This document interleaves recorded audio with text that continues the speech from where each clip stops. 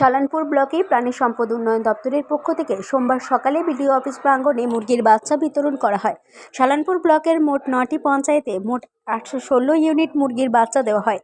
এদিন এই অনুষ্ঠানে উপস্থিত ছিলেন শালানপুর ব্লক সমষ্টি উন্নয়ন আধিকারিক দেবাঞ্জন বিশ্বাস, সহকারী সমষ্টি উন্নয়ন আধিকারিক শ্রেয়া নাগ, বিধায়ক প্রতিনিধি ভোলা সিং সহ আরও অনেকে।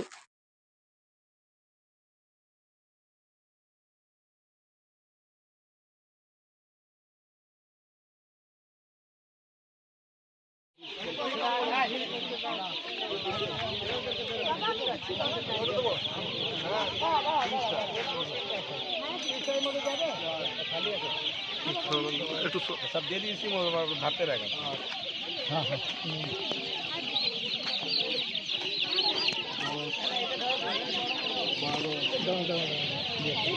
আজকে এখানে কি দেওয়া হলো? আজকে এখানে মুরগির বাচ্চা, মুরগির ছানা দেওয়া হচ্ছে মানে চাষ করার জন্য বাড়িতে। হ্যাঁ, ওরা যদি ভালোভাবে ঠিকঠাক চাষ করতে পারে তাহলে অনেক উপকৃত হবে গরিব মানুষ। কতজনকে দেওয়া হচ্ছে? আজকে আপনার 816 জনকে দেওয়া হচ্ছে। কত ইউনিট?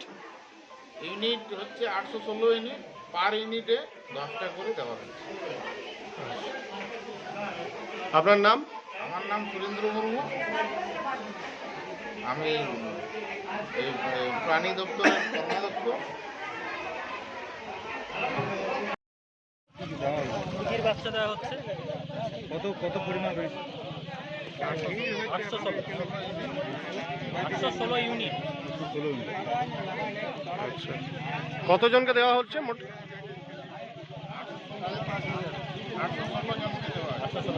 816 জন। আচ্ছা, কোন কোন পঞ্চায়েতে দেওয়া হচ্ছে?